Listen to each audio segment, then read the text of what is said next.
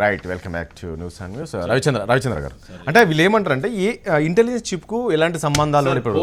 Police వ్యవస్థ అంటే వైఎస్ఆర్ కాంగ్రెస్ పార్టీకి ఖచ్చితంగా నమ్మకం ఉంటుంది, నమ్మకంతో పాటు గౌరవం ఉంటుంది. కానీ పోలీస్ వ్యవస్థలో కొంతమందిని ప్రమోషన్లు ఇప్పటిముప్పటిగా ఇచ్చి వాళ్ళని సొంత పనులకు వాడుకుంటూ సొంతగా వాళ్ళకి ఏం చేయాలనో అన్నీ చేసి వాళ్ళకి కొంతమందికి పసుపు చొక్కాలు వేసి పెట్టారు. వీళ్ళు ఆ పసుపు చొక్కాలతో పనిచేస్తున్న వాళ్ళ మీద మేము కంప్లైంట్ ఇచ్చాం.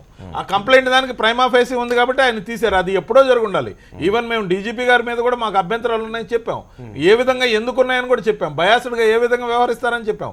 అంటే ఇక్కడ మామూలుగా ఏంటంటే చంద్రబాబు నాయుడు గారిని విమర్శిస్తే రాష్ట్రం మొత్తాన్ని విమర్శించినట్టు ఏ విధంగా ఆపాదిస్తారో అదేవిధంగా పోలీస్ వ్యవస్థలో కొంతమంది పేర్లు సెలెక్ట్ చేసి వీళ్ళు బయాస్డ్గా పనిచేస్తున్నారంటే ఆంధ్రప్రదేశ్ పోలీస్ వ్యవస్థ మీద మొత్తం మాకు నమ్మకం లేదని ప్రచారం చేసి మొత్తం అందరు పోలీసులు కూడా ఎల్లో పార్టీకి వాడుకోవాలనే దుర్మార్గమైన కుట్ర. సార్, ఇంటెలిజెన్స్ చీఫ్ యొక్క నివేదిక ఏదైతే ఉంటుందో దాని మీద ఇప్పుడే ప్రకాష్ రెడ్డి గారు చెప్పినట్టు దానికి సంబంధించిన ప్రైమా ఫేసి ప్రకారం అది ఉంది ఇది ఉంది, మాకు ఈ విధంగా అనుమానాలు వచ్చినాయి, మాకున్న దాన్ని శాంతి భద్రతలోనో లేకపోతే ఇంకో కేసులో ఫ్రేమ్ చేసేస్తే ఎలక్షన్ టైంలో వైఎస్ఆర్ కాంగ్రెస్ పార్టీకి సంబంధించిన ప్రధానమైన నాయకుల్ని జైళ్లలో కూర్చోబెట్టి ఎలక్షన్ అయిన దాకా ఎలక్షనీరింగ్ చేయకుండా వాళ్ళని ఇరికించి లోపల పెట్టాలనేది ఎత్తుగడ. ఆ ఎత్తుగడలో భాగంగా ఉన్న ఆధారాలను తీసుకుపోయి ఈ పోలీస్ ఆఫీసర్స్ అంటే ఎన్నికల సమయంలోని ఈ ఐబీ చీఫ్ కావచ్చు, అదేవిధంగా ఇద్దరు ఎస్పీలను వీళ్ళు ముగ్గురిని కూడా పక్కకు పెట్టడం, ఈ ఎలక్షన్స్ వ్యవహారాలకు సంబంధించి కూడా పక్క హెడ్ క్వార్టర్ కు అటాచ్ చేయడం, ఇవన్నీ ఎట్లా చూస్తుంది టీడీపీ దీనికి సంబంధించి?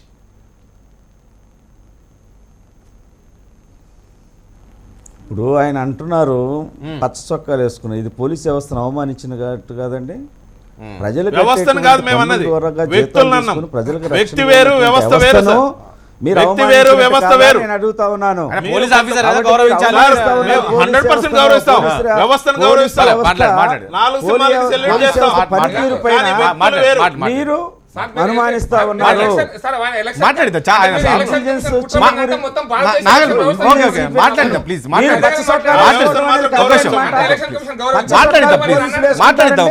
మీరు ఏం మాట్లాడుతూ ఉన్నారు?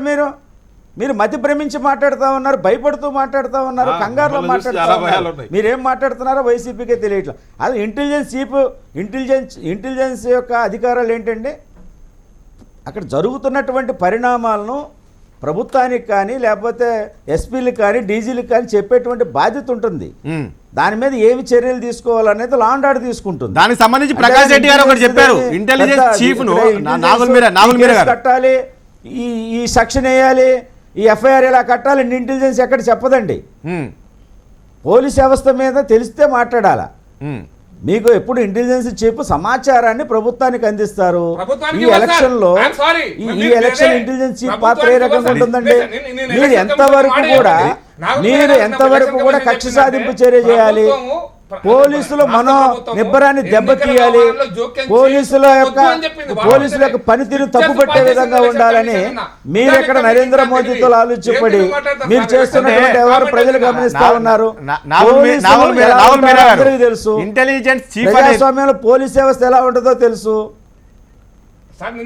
నిన్న ఎలక్షన్ కమిషన్, కేంద్ర ఎన్నికల సంఘం చాలా స్పష్టంగా మీరు ప్రభుత్వము యంత్రాంగం జోక్యం చేసుకోవద్దు అని చెప్పి మీకు స్ట్రిక్చర్స్ ఒక రకంగా స్ట్రిక్చర్స్ పాస్ చేసింది. ఇంకా మీరు సమర్థించుకుంటే ఎట్లా సార్ అది?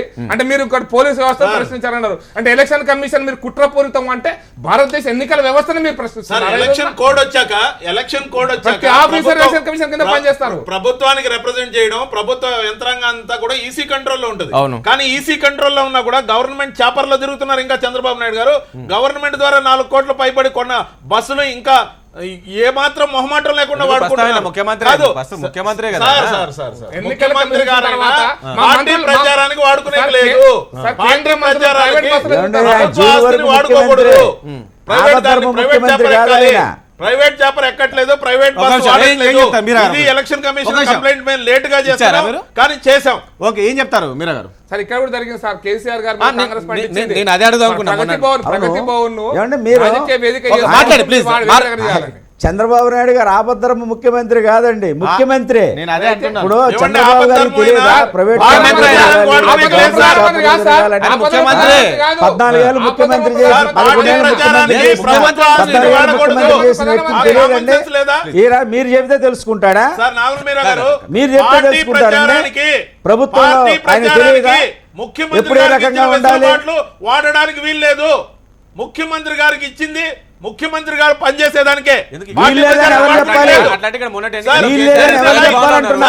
అధికార నివాసం. అది వీళ్ళేదని మీరు వైసీపీ చెప్పుద్దా? నివాసంలో ఉండొచ్చు. ఏది ఎలక్షన్ కమిషన్ చెప్పుద్దా? ఎవరు చెప్పాలి చెప్పండి? మీరే అన్ని చెప్పేస్తారు, మీకు అన్ని తెలుసు అన్నట్టు. చంద్రబాబు నాయుడు గారు చెప్పారు. చంద్రబాబు నాయుడు గారు చెప్పారు. కేసీఆర్ అక్కడి నుంచి టెలికాన్ఫరెన్స్లో ఇచ్చారు. మీరు అబ్జర్వ్ చేయండి. సార్, మీరు తెలంగాణ కావాలంటే భవన్లో విజువల్స్ తెప్పించుకోండి. కేసీఆర్ గారు ఎన్నికల సమయంలో చంద్రబాబు ఎవరికి నాయుడు కన్ను గారు కప్పలేదు. అధికార నివాసంలో కూడా ఈవెన్ కంట్రోల్ ప్రెసిడెంట్ చెప్పారు. కూడా కప్పలేదు. అధికార దుర్వినియోగం. అనుకుంటున్నారు పొరపాటు పడుతున్నారు. తెలంగాణ భవన్ తెలంగాణ భవన్లో ప్రగతి కప్పుతున్నారు. భవన్లో కండువాలు ఏరియాలో కూడా చేయకూడదు. తెలంగాణ భవన్లో తెలంగాణ కప్పుతున్నారు. భవన్లో ఎన్నికలు కూడా తెలంగాణ భవన్లో జరుగుతున్నాయి. నాగుల్ మీరా గారు మాట్లాడు ప్లీజ్. మనం టీడీపీ కోసం మాట్లాడతాము. నాగుల్ మీరా గారు ప్లీజ్ చెప్పండి ఏం చెప్తారు? అదే ఇప్పుడు వీళ్ళు చెప్పిన దానికి ఏం చెప్తారండి? ఇప్పుడు ప్రైవేట్ చాపర్లో తిరగాల, గవర్నమెంట్ చాపర్లో తిరగాల అనేది 14 ఏళ్ళు ముఖ్యమంత్రి చేసిన చంద్రబాబు నాయుడు గారి కంటే ఇక్కడ ఉన్నటువంటి డిబేటర్స్కి ఎక్కువ తెలుసా నేను అడుగుతా ఉన్నాను. కాబట్టి ఒకవేళ అలాంటిదే జరిగితే ఈసీ కంప్లైంట్ ఇచ్చామంటున్నారు, ఈసీ చెప్పాలి. కాబట్టి అన్ని మనకే తెలుసుకోవడం చాలా పొరపాటు. మేము ఈ ప్రభుత్వంలో ఉంది, ప్రభుత్వం ప్రజలతో ఎన్నుకోబడింది, ప్రజల నుంచి ప్రతి రూపాయిని కూడా ప్రజలు ఖర్చు పెట్టేటువంటి తత్వం తెలుగుదేశం పార్టీకి ఉంటుంది. అవును సార్, 130 వాళ్ళు జగన్మోహన్ కోట్లు రెడ్డి, లాక్కొని వైఎస్ రాజశేఖర రెడ్డి ప్రజా సంపదను దోచుకున్నటువంటి పార్టీ కాదు తెలుగుదేశం పార్టీ. వాళ్ళ జగన్మోహన్ రెడ్డి మీరేమంటారు? ముఖ్యమంత్రి అవడానికి ఒక విషయం చెప్పండి. ప్రభుత్వ 1500 కోట్లు వచ్చాయన్నాడు. పార్టీ కోసం వాడు 1500 కోట్లు ఇస్తానన్నాడు ముఖ్యమంత్రి అవడానికి. సార్, పార్టీ సంపదను దోచుకున్నది వైసీపీ. ఈ రోజున వాళ్ళు ప్రజాస్వామ్యబద్ధంగా వ్యవహరించడం లేదు. వాడకూడదు. సార్, ముఖ్యమంత్రి అయినా రాష్ట్ర మంత్రివర్గం రైట్, మరి ప్రధానమంత్రి అయినా మంత్రివర్గ సభ్యులైనా కూడా ఇప్పుడు మా గత ఎన్నికల్లో నడ్డా గారు మా కేంద్ర మంత్రి సార్, తెలంగాణ ఇన్ఛార్జిగా పనిచేశారు మన అసెంబ్లీలో. వచ్చాయన గవర్నమెంట్ గెస్ట్ హౌస్ ఉండాలి సార్. రాజేష్ గారు ప్రైవేట్ గెస్ట్ హౌస్ ఉన్నాడు, ప్రభుత్వ కారణం వాడలేదు. ప్రైవేట్ కాదు, పోలీస్ సెక్యూరిటీ మిగతా ఆయన కూడా ఏంటంటే కేంద్ర మంత్రి కాబట్టి పోలీస్ సెక్యూరిటీ ఇచ్చారు, సెక్యూరిటీ పర్పస్ ముఖ్యమంత్రి కాబట్టి సెక్యూరిటీ ఉంచుకోండి. కానీ మీరు ఎన్నికల ప్రచారం చేసేటప్పుడు ఖచ్చితంగా మీరు private vehicles, private choppers, private system నే వాడాలి. అది ఎన్నికల యంత్రాంగం, అది రూల్ బుక్. మీకు రూల్ బుక్ గురించి మాట్లాడితే రూల్ తీద్దాం. రూల్ బుక్ మరి మీ మంత్రులకు రూల్ బుక్స్ తెలుసా? మనకి ఎన్నికల ఎలక్షన్ కమిషన్ ఏం చేస్తుందండి? ఎలక్షన్ కమిషన్ ఏం చేస్తుంది? అంటే ఎలక్షన్ కమిషన్ అంటే మీకు ఎక్కువ తెలుసా? ఎలక్షన్ కమిషన్ మీరేంటన్నారండి? ఎలక్షన్ కమిషన్ అంటే మీరు నిన్న సాయంత్రం మీ మంత్రులు ఎలక్షన్ కమిషన్ కుట్రపూరితం అంటే మీకు తెలుసా? మీ మంత్రులకు తెలుసా? మీ ఎమ్మెల్యేలకు తెలుసా? వాళ్ళు ఎలక్షన్ కమిషన్ కుట్రపూరితం ఎట్టన్నారు నిన్న మీరు? అవునండి, ప్రైవేట్ చాపర్లో తిరగాలి, గవర్నమెంట్ చాపర్లో తిరగకూడదని మీరు ఎలా చెప్తారు? ఏం చెప్తారు హర్షవర్ధన్ గారు? ఒకసారి హర్షవర్ధన్ గారు ప్రభుత్వంలో ఉన్నప్పుడు చంద్రబాబు నాయుడు అడగరా? చిన్న పిల్లవాడిని అడిగినా చెప్తారు. ఎన్నికల ఇప్పుడు ప్రభుత్వంలో ఉన్నప్పుడు చంద్రబాబు నాయుడు అడగరా? ముఖ్యమంత్రి వారి రక్షణ విషయాలు, దాన్ని కూడా ప్రశ్నిస్తారు. వారి రక్షణ విషయాలు, వారి నివాస విషయాలు తప్ప మిగతావన్నీ కూడా పార్టీ పరంగా వాడుకోవాలి. కేంద్ర కేబినెట్ మీటింగ్ కూడా ఉంది, విధానపరంగా నిర్ణయాలు తీసుకోవాలి. అవును, ఎందుకంటే పార్టీ పరంగా క్యాంపెయిన్ చేసుకోవాలి. ప్రజల యొక్క రక్షణ మిగతా వ్యవస్థలో ఎక్కడ లోపాలు ఉంటే సర్దిద్దాల్సింది. గవర్నమెంట్ గెస్ట్ హౌస్ నే వాడకూడదు. ఇట్ ఇస్ మ్యాండేటరీ, వాడకూడదు. మా నడ్డా గారు హైదరాబాద్ కు వచ్చినప్పుడు అక్కడ government guest house, private guest house లో ఉన్నాడు. ప్రైవేట్ ఓకే హర్షవర్ధన్ గారు, మనం చూస్తున్నాం ఈ యొక్క ఎన్నికలు ఏదైతే మా తెలంగాణ లోక్సభ ఎన్నికలకు సంబంధించి ఒక తెలంగాణ కాదు నిజామాబాద్ విషయానికి వస్తే మొత్తం దేశవ్యాప్తంగా కూడా ఇప్పుడు నిజామాబాద్ వైపు చూస్తుంది. ఎందుకంటే దాదాపు 245 మంది నామినేషన్లు వేశారు. నిన్న స్కూటీ తర్వాత కూడా 193 మంది ఉన్నారు. ఏంది ఎన్నికలు జరిగాయా? కాంగ్రెస్ పార్టీ ఎట్లా చూస్తుంది అంటే బ్యాలెట్ తీసుకురావాల్సి ఉంటే ఒక బుక్లెట్ తయారు చేయాల్సి ఉంటుంది కదా. ఏం జరుగుతుంది కనుక కూడా మీ ఎంత కుట్ర ఉంది అనేది ఒకటి టీఆర్ఎస్ వాదన. అంటే మొత్తం మీరు రైతులు అనే వాళ్ళు ఎవరున్నారో కాంగ్రెస్ పార్టీకి చెందిన వాళ్ళు, లేదంటే బీజేపీ చెందిన వాళ్ళు మీరు పెట్టించారు. నిజామాబాద్ కేసీఆర్ గారి కుమార్తె కాన్స్టిట్యున్సీ. మరి నిజామాబాద్ లో కేసీఆర్ గారి కుమార్తె కాన్స్టిట్యున్సీలో మేము చెప్తే కూడా రైతులు వింటున్నారంటే మీ పట్ల ఎంత వ్యతిరేకత? మీ పట్ల మీకు లేరు అక్కడ కార్యకర్తలు? అంటే మేము చెప్తే కూడా రైతులు ఇంత సాహసం చేసి అన్ని డబ్బులు డిపాజిట్లు చేసి చెప్పని అంటే మీరు అంతగా చేయడం మాత్రం ఇది కాదు. ఖచ్చితంగా అక్కడ ఎలక్షన్ ఉంటుంది, బ్యాలెట్ ద్వారా ఉంటుంది. ఆ బ్యాలెట్ ద్వారా ఉండకూడదనే ఇలా బ్యాలెట్ ద్వారా ఉండొద్దనే కేసీఆర్ గారు ప్రయత్నం చేస్తూ ఉన్నారు. ఇంకోటి రాజేష్ గారు, నిన్న మీరు కేటీఆర్ గారు ఈ మధ్యన బాగా చెప్తా ఉన్నారు, అక్కడ వెళ్ళినోడు ఇక్కడ వెళ్తాడా, ఇక్కడ వెళ్ళినోడు అక్కడ వెళ్తాడా. అయితే చివరికి నిన్న చెల్లింది నేను చెప్తలేను, అది వదిలిపెట్టేసాను. పాపం జీవన్ రెడ్డి గారి చరిస్మా, జీవన్ రెడ్డి గారి వ్యక్తిత్వం అన్ని కలిసి ఆడ వ్యతిరేకత. పార్టీని చూసి కాదు, జీవన్ పార్టీ రెడ్డి తో గారి పాటు జీవన్ రెడ్డి గెలిచారు. పార్టీతో పాటు అన్ని స్టేజ్ చూసి ఓటేశారు. పార్టీతో పాటు అన్ని ఉన్నాయి. అయితే ఇంకొకటి చెప్తా రాజేష్ గారు, నేను ఇప్పుడు పెద్దపల్లిలో ఎంపీ క్యాండిడేట్ ఎవరు?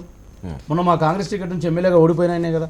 మరి ఆయన మా దాంట్లో ఓడిపోయినాడు, వీళ్ళ దాంట్లో వచ్చి ఎంపీ ఎట్లా ఇస్తాడు కేటీఆర్ గారు? తర్వాత తుమ్మల నాగేశ్వరరావు కూడా గతంలో 2014లో ఓడిపోయిండు. మీకు ఐడియా గుర్తు వేరు. ఇక ఈ గుర్తుల గురించి చెప్పకు. ప్రజలలో క్యాబినెట్ మంత్రి కారు గుర్తు కేసీఆర్ కారు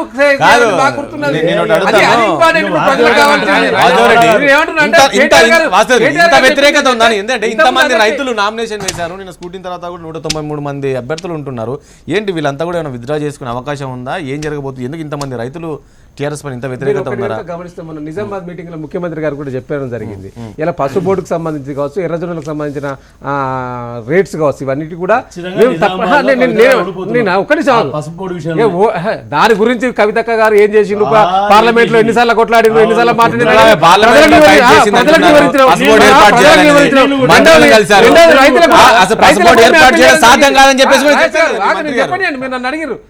చెప్పండి అండి. ఇప్పుడు ముఖ్యమంత్రి గారు కూడా స్వయంగా చెప్పిండు, మీరు ఎవరి ట్రాపుల్లో పడకండి దయచేసి, ఇప్పటికీ తెలంగాణ ప్రభుత్వం అనుకూలంగా ఉన్నది మీ పట్ల, మీకు సరైన రేటు విధానం ఈ ప్రభుత్వం ప్రకటిస్తుంది, తప్పనిసరిగా ఇస్తుంది. ఈ నామినేషన్లకు సంబంధించింది కాబట్టి నామినేషన్ వేసింది కాబట్టి నామినేషన్ విత్డ్రా చేసుకోమని అప్పీల్ చేయడం జరిగింది. విత్డ్రాకు రేపు ఎల్లుండి టైం ఉన్నది, 28 వరకు టైం ఉంది. రేపటి వరకు లాస్ట్. ఆ విత్డ్రాల విషయంలో కూడా భయపెట్టిస్తున్నారు అధికార పార్టీ నేతలు అని చెప్పి భయపెట్టిస్తారు కదా. ఇప్పుడు ప్రతిదానికి భయపెట్టిస్తే ఎవరు భయపెడతారు? డెమోక్రాట్లకు అట్లా ఉంటుందా?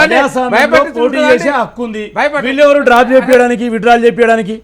ప్రజాస్వామ్యంలో పోటీ చేసే హక్కు ధరావతి కట్టి పోటీ చేసి మీరెందుకు ఇనిషియేషన్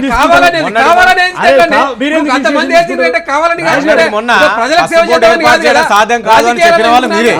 ఈ 5 ఏళ్ళు మీరు చేసింది లేదు. పాస్పోర్ట్ ఏర్పాటు చేస్తారు. ఎందుకు పోటీ చేస్తారండి? ప్రజలకు సేవ చేయడానికి కదా.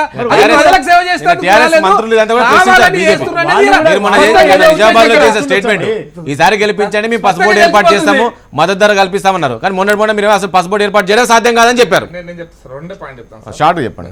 96లో నల్గొండ పార్లమెంట్ నియోజకవర్గం నుంచి 450 మంది పోటీ చేశారు సార్. తక్కువ 96 ఎన్నికలు. అవును, అది ఒక ఎన్నికలు డిఫర్ అయ్యి ఒక 20 రోజులతో ఎన్నికలు జరిగింది. బ్యాలెట్ అప్పుడు మొత్తం దేశం అంతా బ్యాలెట్ ఉండే, అయినా కూడా 460 వెతుకొని వేశారంటారు ప్రజలు చాలా మంది. అది అప్పుడు ఏంటంటే నల్గొండ జిల్లా జల సాధన సమితి వాళ్ళు జల సాధన కోసం అప్పుడు 10,000 లేకుండే, డిపాజిట్ 1000 రూపాయలే ఉండే. ఆ డిపాజిట్ అక్కడ అభ్యర్థి గెలిచినట్టు లక్ష్మీపతి సుధాకర్ రెడ్డి గారు, మన గౌడ్ గారు ఉన్నారు, ఆయన గెలిచినాడు. అది వేరే విషయం, రాజకీయాలు అంటే మాట్లాడు. ఎన్నికలు ఏమి ఆగవు, ఒక 15 రోజులు లేట్ అయితే బ్యాలెట్ ప్రింట్ కావడం కోసం అంతకంటే ఎక్కువ జరగదు. అది మొదటి అంశం సార్. మొన్న మీరు పసుపు బోర్డు గురించి అన్నారు కదా, మొన్న నేను ముఖ్యమంత్రి గారి ప్రకటన, మా ప్రకటన కంటే ముందు ముఖ్యమంత్రి గారి ప్రకటన, మేము ఎర్రజొన్నలకు ఇంకో 3 ఏళ్ళు ఆగండి, ఎన్నికల కోడ్ వచ్చింది, లేకపోతే మీకు అన్ని చేసేస్తా అన్నాడు. ఎన్నికల కోడ్ రాకముందు వీరు బహిరంగ సభకు వారెవరికో ఎవరో శ్రీనివాస్ రెడ్డి గారి వాళ్ళ తల్లిగారు మా దీనికి పోతే కార్యక్రమానికి పోతూ ఎర్రజొన్న రైతులు రోడ్డు మీద ఉన్నారు అంటే దారి తప్పించుకొని వాళ్ళందరినీ పక్క నుంచి అరెస్ట్ చేసి తీసుకుపోయి పోయినారు కదా. మీరు ఆ రోజు పోయి మాట్లాడచ్చు, కానీ గ్యారంటీ ఇవ్వచ్చు కదా. ఆ రోజు మభ్య పెడుతున్నారు, మభ్య పెట్టే ప్రయత్నం చేస్తున్నారు ఇప్పుడు రైతుల్ని. మీరు 5 ఏళ్ళు చేయండి, ఇప్పుడు చేస్తామని మీరు ఎట్లా హామీ ఇస్తున్నారు? మొన్నటి వరకు చేయమన్నారు కదా. నేను ఏమంటే పసుపు బోర్డు విషయంలో కూడా చాలా రోజు జరిగింది. స్పైస్ బోర్డు దానికోసం ఆల్రెడీ స్పైస్ బోర్డు లో ఉంది, దానికి సంబంధించిన రీసెర్చ్ సెంటర్ ఒకటి కర్ణాటకలో ఉంది. అందుకోసం ఇక్కడ ఇమీడియట్ బోర్డు ఏర్పాటు చేయడం కుదరని చెప్పారు. నెంబర్ 1. నెంబర్ 2, అన్నిటికంటే దురదృష్టకరమైన విషయం ఏంటంటే కవిత గారి నాయకత్వంలో మీరు చెప్పుకుంటారు కదా, మేము కొట్లాడితే జుట్టు పట్టితే మేము జుట్టు పట్టి మెడలు వంచుతాము అని. మొట్టమొదటిసారిగా ఫుడ్ కోర్ట్, మన ఫుడ్ ప్రాసెసింగ్ ఇండస్ట్రీస్ యొక్క సంబంధించిన ఇన్ఫ్రాస్ట్రక్చర్ కంపెనీ 55 కోట్ల సబ్సిడీ నిజామాబాద్ లో పెట్టారు. సాధు ప్రాచి గారు వచ్చారు, ఆ రోజు కౌర్ గారు వచ్చారు.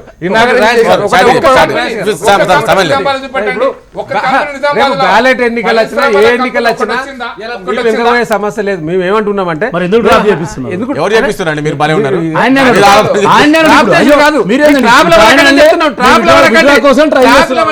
ఇప్పుడు ప్రజాసేవ చేయడానికి వస్తే స్వాగతిస్తాం ఎవరైనా, కానీ ఏ ఎన్నికలు వచ్చినా పోటీకి సిద్ధంగా ఉన్నాం. అనుకూలమైన వాతావరణం మాకు ఉంది. అక్కడ